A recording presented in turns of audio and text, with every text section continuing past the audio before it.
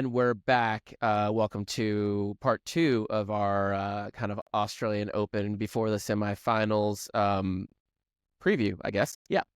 In the last episode, we took an extended trip to Coach's Corner, and TH talked to us about how a coach would kind of objectively look at a matchup and watch a match. So if you're starting here, shame on you. Go back, listen to part 1. But here in part 2, we're going to continue that conversation and start looking at the bottom half semifinal between Novak and Sasha Zverev. TH, what are you excited about? What are you thinking about when you look at a matchup like this one? I think that this matchup is going to be very, very key. On the surface, you've got Father Time creeping in, and on the other surface, you've got Father Time creeping in. You've got one of the best of all time looking for 25, and you've got, I'm yet to win one of these, and yet I'm one of the best players in the world. Mm-hmm. That to me is that's a very strong undertow of this entire match.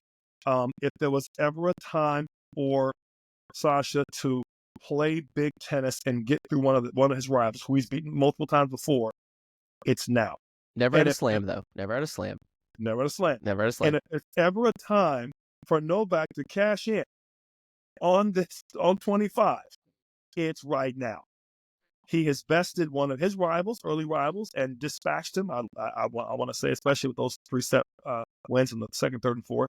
And he's starting to play Novak-like tennis. I am in the preview, and I'll go through my objection. My objective view. On paper, I would tell you, if I'm looking at, there's 3 battles. There's the battle of court, there's the battle of time, and there's the battle of options. If you look at the battle of court, Novak wins this battle a lot. He's got the best returns in the game. He's got the best on the rise in the game. He probably hugs the baseline a little better than Zverev. And if Zverev backs up to those Melbourne letters of just which he will do, which he will do and is known to do, Novak will take away court. And I look at the battle of time. Novak showed against Alcaraz that he can hit through you from time to time if need be.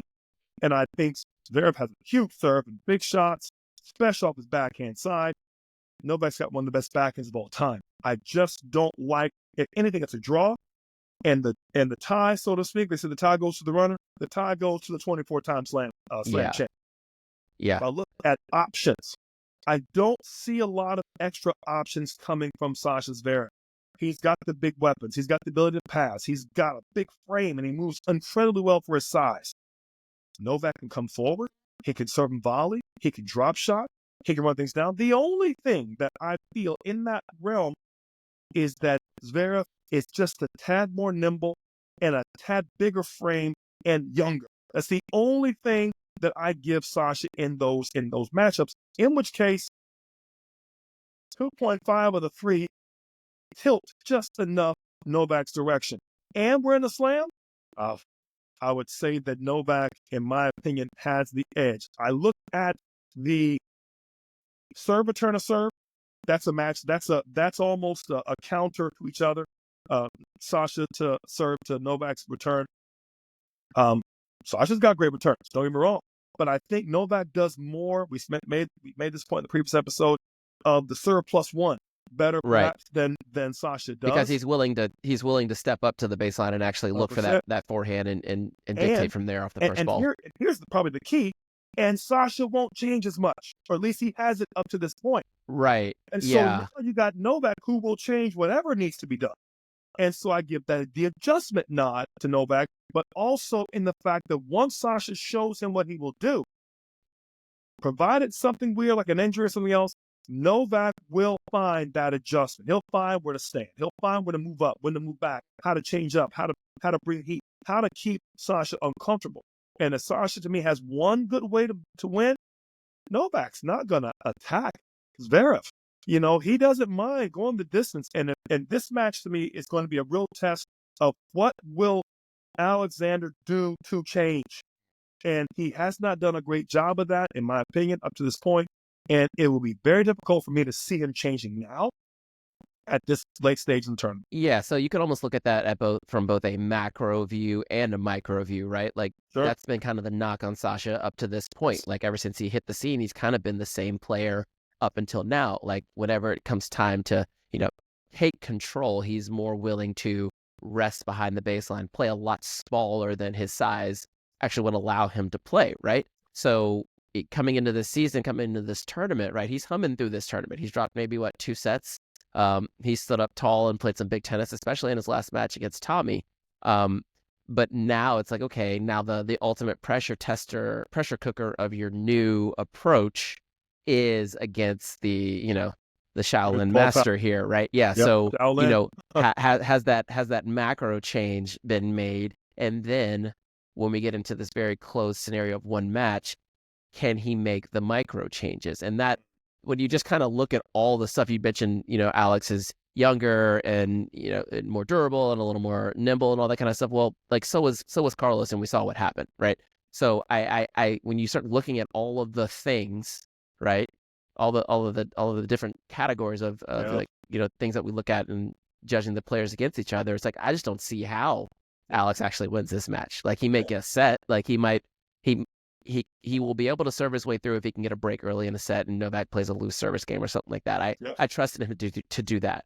Do I trust in him to, when the chips are down and it's time to meet the moment in any given set, 5-all in a breaker, something like that? That's where he is consistently against the top players underperformed, gone into a shell a little bit and underperformed. 100%.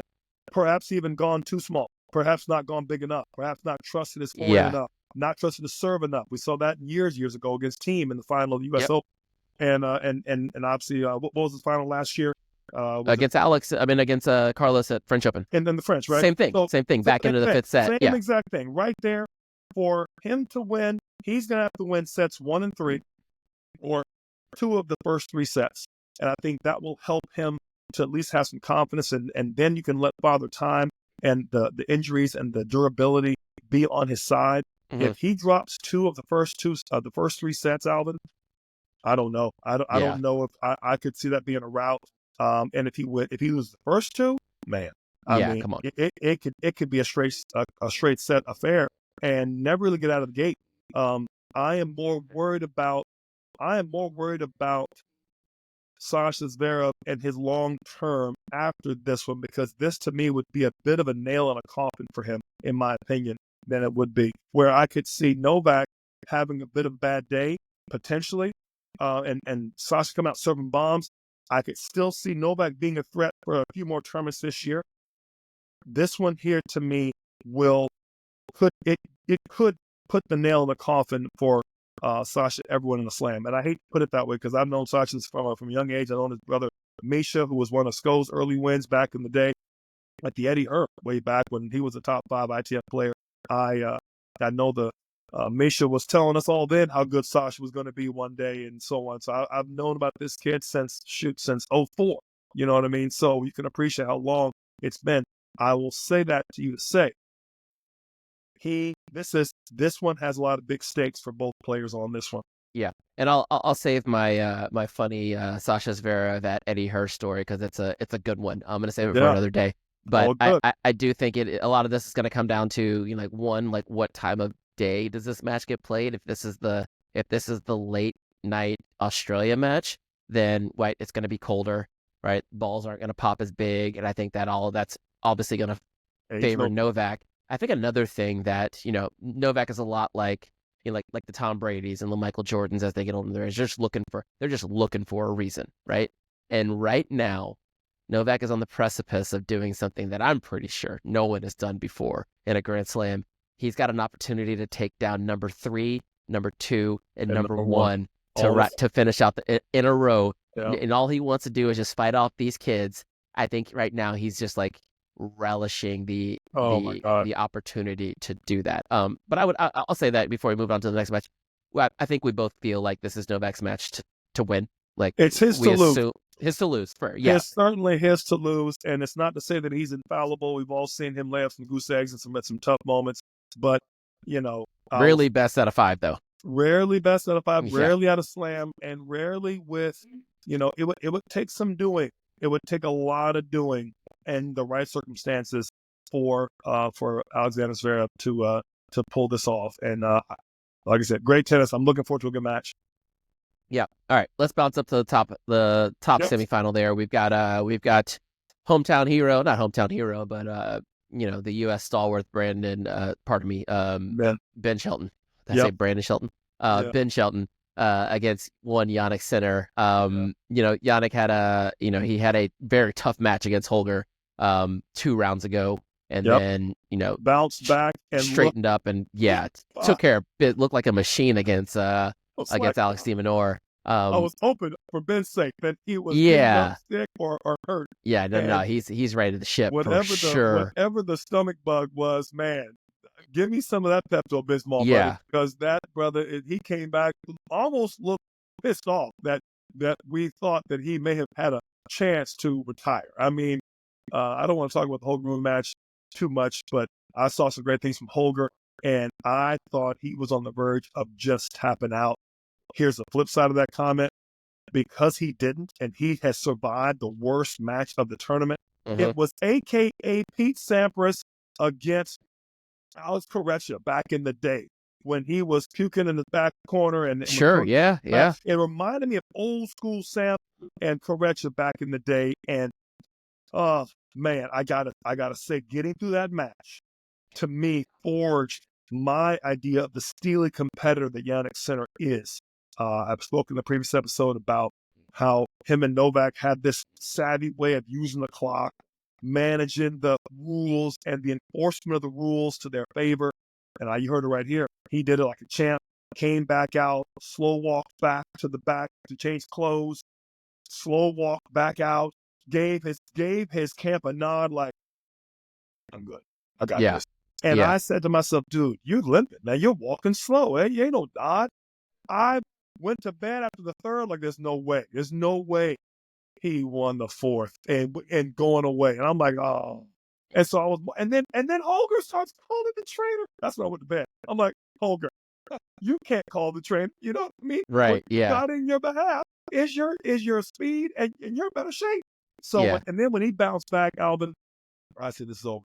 Ben has played great, but Ben has been the recipient of a gift draw. With other players being knocked out. That's no disrespect. That's not his fault. That's what happens, but And he has been the beneficiary of Foe and others gone out. But I'm going to say, but you heard it right here. This one here, in my opinion, right? Even Gail, and I don't want to put too much in the Gail match because Gail retired, but I want to say, from the standpoint of he hasn't gone 5 yet. If I'm accurate on the match stats. And I just don't know if he's ready to go 5. One of the best returners so far that he's played and the current number 1 and defending champ. And I don't know if his other ways to win are sure enough at this point in his career to beat Jannik another way. Right. And that's kind of the issue. Like, he hasn't gone 5. He's gone, 4 a couple times. And one of those was a short 4 and that that Gail retired against him, in the 4th set not early. To me. And he has had a pretty good draw, right? He took out Musetti in there, but then I think he was the beneficiary of Gail beating Taylor, who was the 4 seed, right? Sure, so that was that was the spot that should have been what you would say Fritz's quarter, right? So, but I think when you start to look at like the characteristics of the match, like what does one player do well, what does the other player like, how does he hurt the other player? I think it just doesn't math out well for Ben, right? And I think that has shown up in their head to head, right? Like they played 4 times last year, and Jannik lost 1 set in those 4 matches. So he's got him kind of like almost like he likes his ball. Jannik likes Ben's ball. Sure. Like Jannik's not giving up much space off the baseline. Like Ben's not gonna be able to push him backwards. And I don't think Ben returns well enough actually to match up with Jannik's one of the best first serves in the game right now. Sure. And being left is going to change a little bit of that, but not enough. Not enough. Matter. I mentioned this earlier in our previous episode about our weapons are going to cancel each other out, right? Yeah. Ben's got the big serve. Yannick's got great returns. Those are going to be what they are, right? There's going to be more aces than you thought. There's going to be more great returns than you thought, but that's going to largely be, statistically speaking, a wash. Mm-hmm. The second and more key matchup is going to be Ben's returns to Jannik's serve, right? And it's going to be, does Ben want to win the longer points? Is Ben going to transition to Jannik's passes? I don't know if I like either one of those options for Ben at this point in his career. Do I think he'll get there eventually? Yes. But do I think it'll be there by tomorrow? I really don't. I just think it's going to be a tough call for him. The other thing, if the longer it goes, I could see that taking the legs from under Ben on future service games. And I could see that actually helping Jannik. So assuming Jannik is actually back healthy and good to go, which is all indication. Yeah, he looks like he is. Yep. I just don't, man, it would be hard. Best case scenario from what I'm looking at, playing the way they are, Ben could steal a couple of breakers and push exactly. It's what I'm hoping happens, right? As a fan, and I know Brian very well, huge fan of Ben and all that he's accomplished. But he's going to have to look at this match, in my opinion, over the next 6 months to 2 years and say, how do I get this number of weapons in my arsenal so that I'm not just a 1-2 punch? I have other ways to beat you. I have other ways to bring pressure to you, because unfortunately he's got a lot of pressure on himself to hit big, serve big, finish early.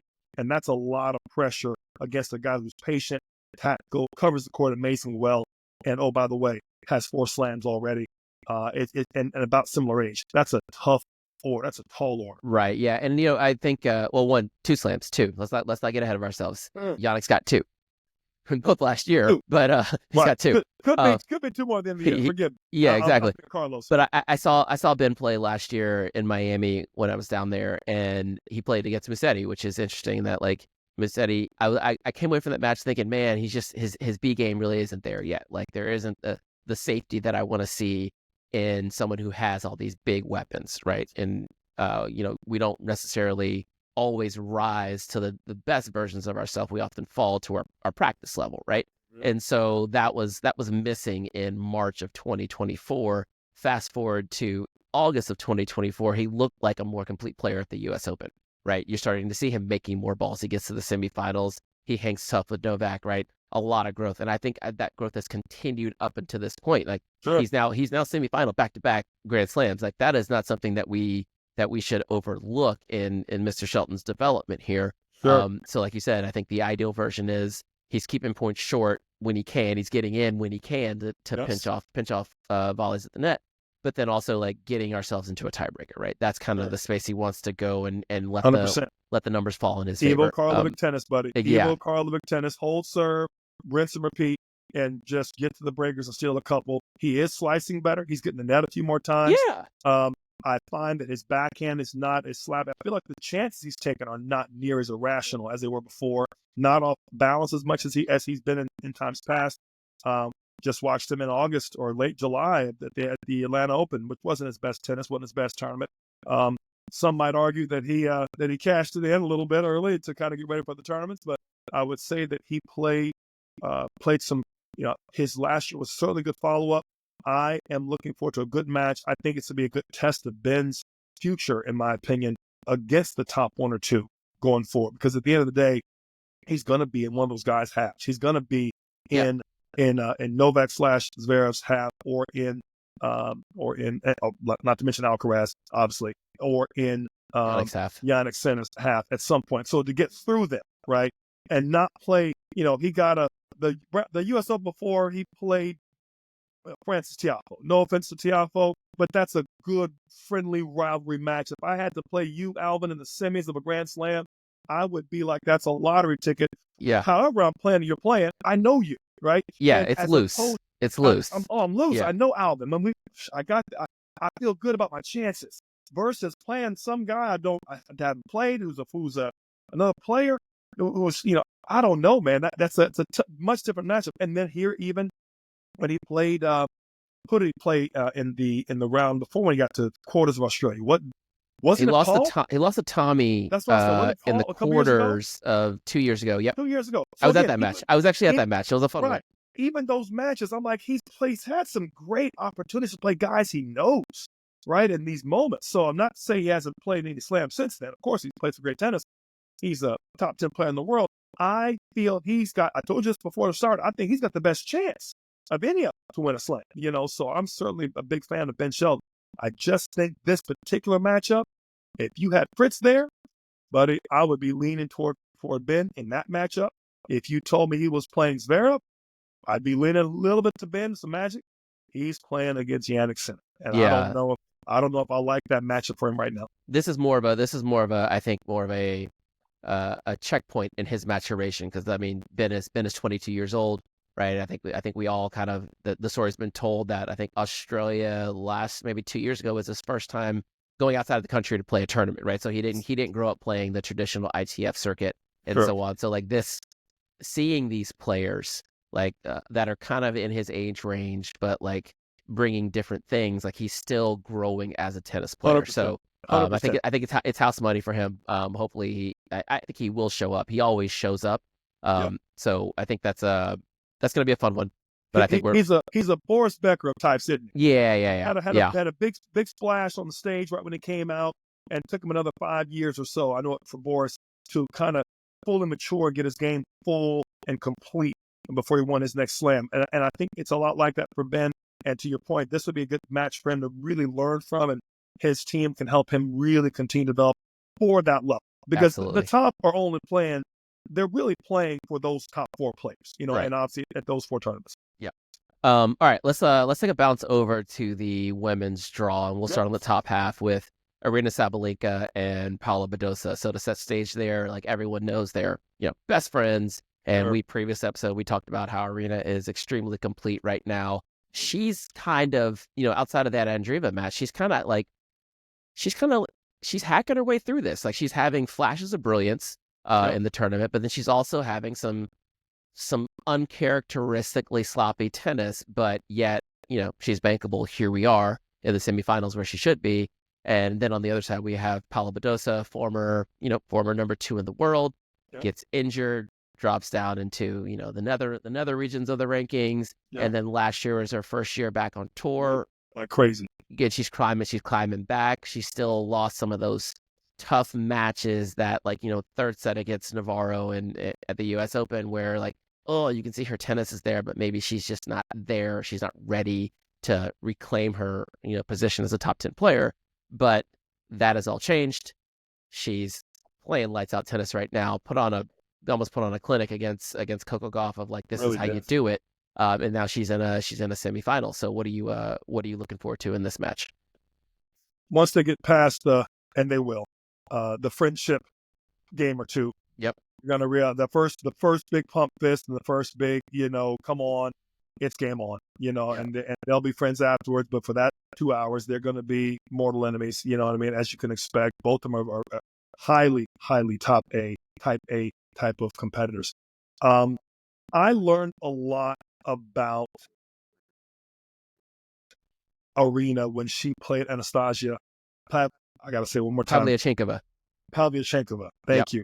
And I'm going to call her Anastasia so I don't have to Anastasia. So I'll say her name a few more times.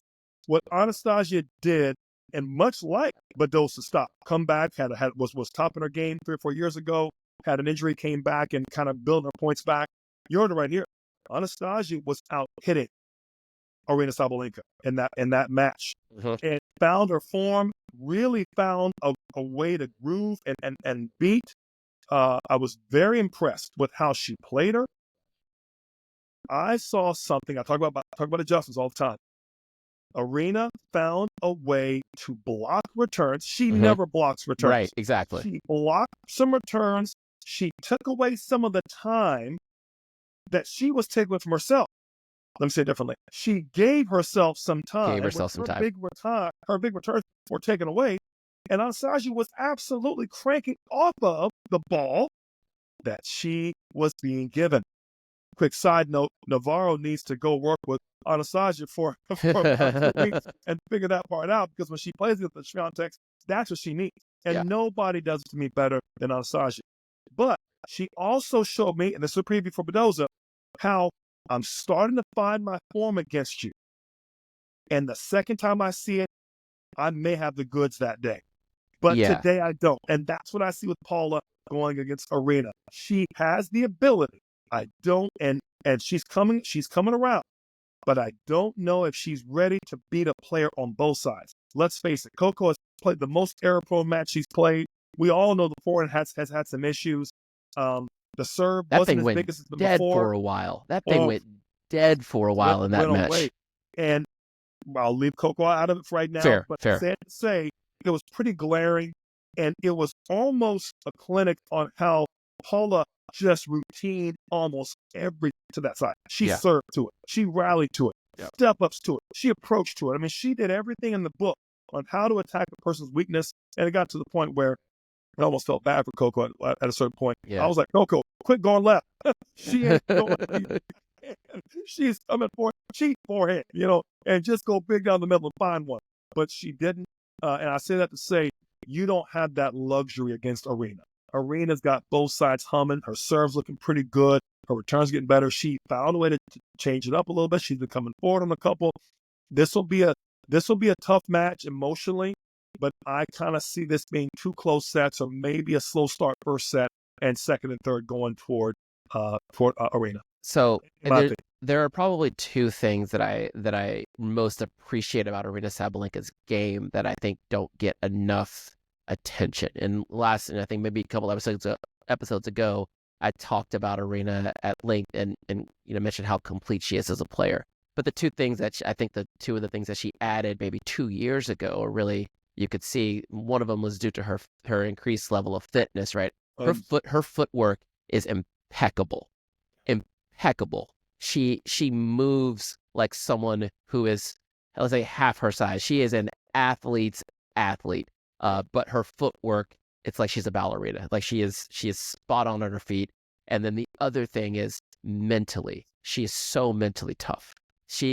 Everyone, it's the serve and the big forehands and the grunting and it's the big game that gets all the attention. But it's those 2 things that I think allows her to not just be a one-off Grand Slam champion, but where she can, if she wins this tournament, we're starting to talk about where in the record books is she going to be, right? She's won 3 Grand Slams at this point. Like, we get to 4 and we're talking about something serious. Iga has 4, right?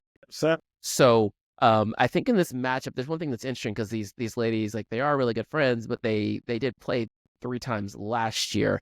And I think I saw all of these matches closer than you'd think. And it always comes down to, like, the first set's always highly contested, and then the second set can get a little strange. But they did split sets last time they played. Granted, that was on clay. No, sorry, 2 times ago, Stuttgart. Well, Stuttgart's also on clay. So their last 2 matchups had been on clay, Stuttgart and then Roland Garros. But I think Paula is in a different place right now as a player. Her game's tight.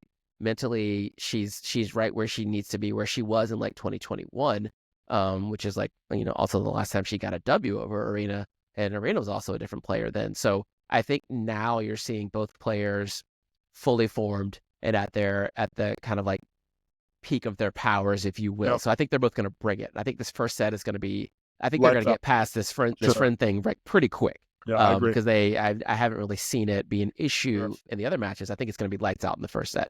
And I think this is the instance in which Paula actually steals the first set, because I think she's actually playing better than Aryna is right now. Over the course of the last 5 matches that they both played, Paula's consistently, she's been playing at about, like you talked about your different levels, she's been at about a 4 since round 1.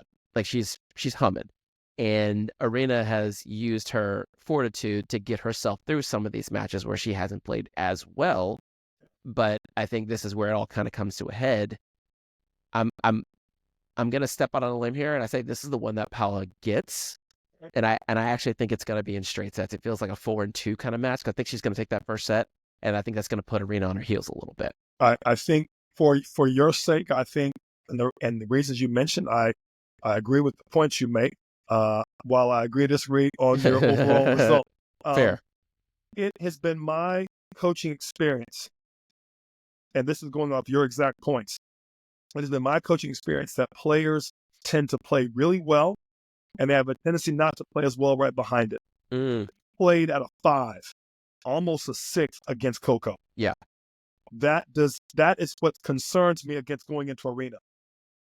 Aryna has not played great up to this point. One good match. She played well against Andreeva, which is almost like tailor-made for her. I almost think that match was really her 4, not her 5. Okay. I thought Mira didn't play great that match. Sure. Yeah. Ironically. Yes. Yeah. Now, I'm going to tell you, she played a gritty 4 against Anastasia and had to, because she was absolutely on top form that day. Okay. I feel that if there was a day for her to bring her 5 game, which is yet to arrive, and you know it's there, it's a 2-week tournament. It's going to get 6-7 matches. You're going to play the gamut of your range. I feel it's more likely for her to play a 5 for the first time than it is for Paula to play a 5 again in back-to-back rounds. Fair. Okay. That is where I'm going at with that match. That's not to say that Paula can't steal it in general, or steal the first, but I feel like Aryna's playing very well. The one point that I would completely agree with you, her mental, I'm going to use the term here, Alvin, her mental flexibility, not her mental toughness. Her mental flexibility has gotten so much better. She was always tough. She was always feeling too tough on herself. Fair. She's now flexible enough to get past it. She gets over her mistakes and things quicker. Yeah.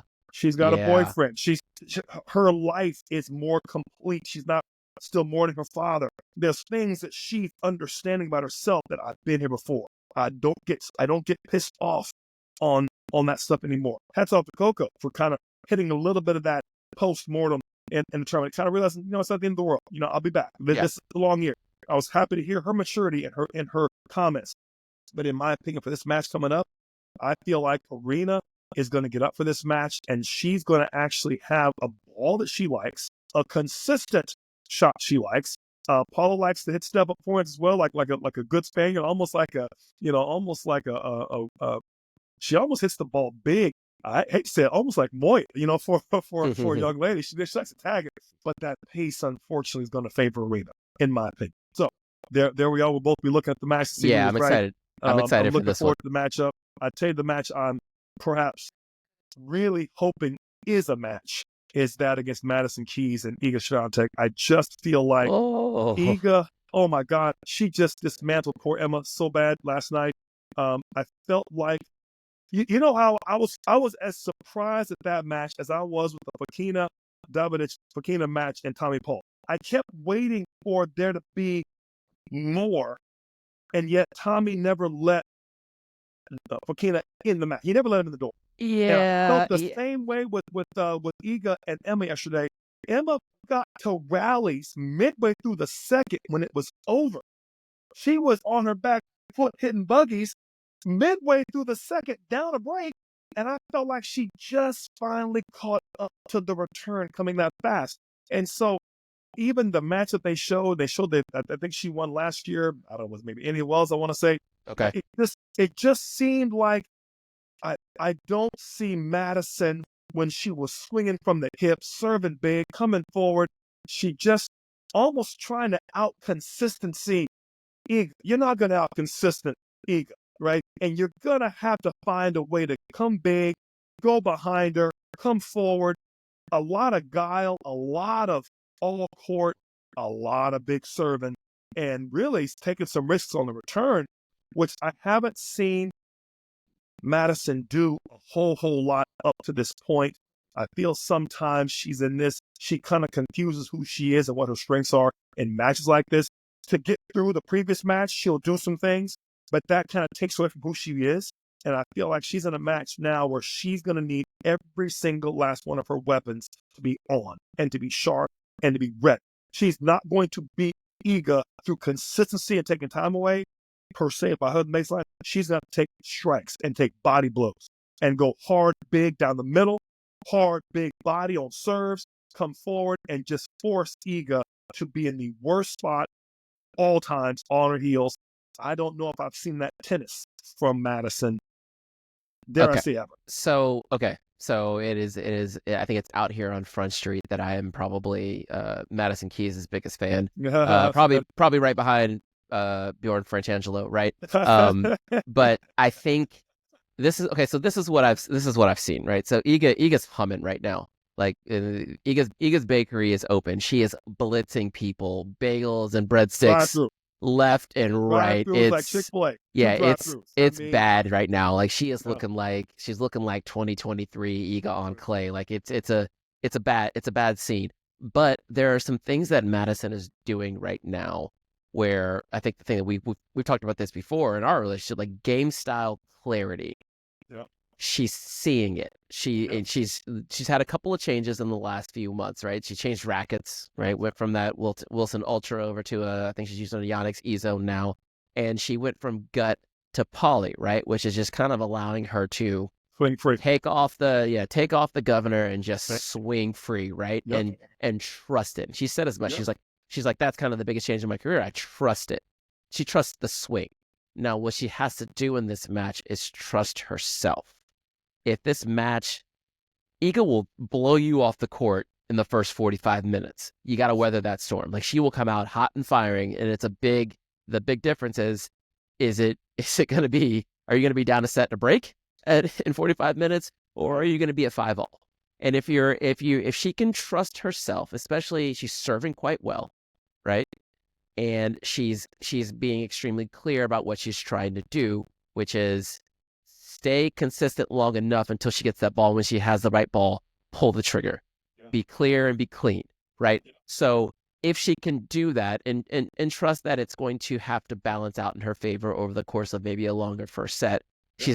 The one time she did beat Iga, it was pretty handily on hard. Every other time it's been pretty handily the other direction. So I think it's going to have to be a blend of that. Like hold tight in that first set. Stay within yourself because Iga's going to come out firing. Go the distance as long as be willing to say like it's almost like I got to go like Shaq for 45 minutes. I'm going to get hit on the free throws, but I'm going to continue to attack and dunk. And then hopefully she's the last one left standing. It's a horrible matchup for Madison, obviously, right? Iga's a bad matchup for most people, right? But especially the aggressive baseline. Yeah, she's going to be on her throat from ball one. And you even mentioned, I don't know if this was in the last episode or not, but like Iga is the modern day version of Steffi Graf. And like she walks around the court like a menace, right? Head down. Oh, she's dark maul. Brim down. Yeah, she's like, I'm just here to. Maul. She's walking around while the doors are closed, pacing back and forth. And I think she's closer to Novak, in my opinion, of the modern day equivalent. I think that there is a way to beat her. Madison has the tools for sure, the height, the strength, the size. She has all the things that Iga doesn't want, but yet Iga has proven to be very proficient at defending, right? So you know, I look forward to that match. I look forward to that match being a match. I don't see that in any way disrespectful to your favorite player. I look at it being but it's going to be, and she has nothing to lose, you know, which I'm sure Bjorn's telling her. You have nothing to lose. You've already been a Grand Slam finalist. If you want to get back there again, you have to play. I just love the way you said it. Be clear and be clean. But she's going to have to go for it, Alvin. She's going to have. Yeah, she's got to go for it. Second serves. Got to go for it. Can't be a whole lot of going for big shots at bad times. She's got to have a lot of body blows. Iga, as any good player is, much like Monica Seles back in the day, is phenomenal on the wings. Mm-hmm. She's not great down the gut. Up the gut is the body blows. First step ups. First she go right at the body. She should have overhead at the body. She should have serves at the body. Slices, flats, doesn't matter. And then occasionally, zing her out wide with a slice. Zing her out wide with a kick. And then go behind her and come in and close up the volley. Much like, I tell you who did this the other day, Novak Djokovic did it to Carlos. Right, He just used his speed against it and showed him a different level of play, which Novak's he's no Tim Henman, but he came in when necessary because he knew he had to, and it was tactically necessary. And that's what I think. If Madison does that, A, I'll be impressed. B, there are a few players I would love to see more than Madison and Aryna playing in that final with just knockdown, drag-out tennis. Yeah. That is big-time tennis. Not to say that Iga won't be very high level, but on hard court, you love to see the two titans clash, so to speak. Yeah, and that's going to be I think the women's matchups are extremely interesting. I think we both feel like the men's matchups are probably a little more straightforward, and we probably expect a Novak Sinner rematch in the final. I think the two women's matchups are going to be extremely interesting on a lot of different levels. But that's why they play the matches. So, yeah, I mean, this was fun. I feel like coming back after the finals of both, if we feel the need to hop on again before the finals, we'll do so. But if not, you'll definitely hear from us at the end of the tournament. We'll do a little post-tournament wrap-up. This is our first Grand Slam together. Myself, Torrey, Best of Three Nation. So, however you're watching this, however you want to reach out, let us know what you think. Let us know what you think about the format. Let us know if there's something that piques your interest or you wanna learn more about or hear more about. It's a two-way conversation. We can't hear you, but we can see your words, and we're wanting to give you the people what you want. But until then, I think we'll put a pin in it. Torrey, always a pleasure, and we will get back at this in a few days. All right. Look forward to it. Be easy. Peace.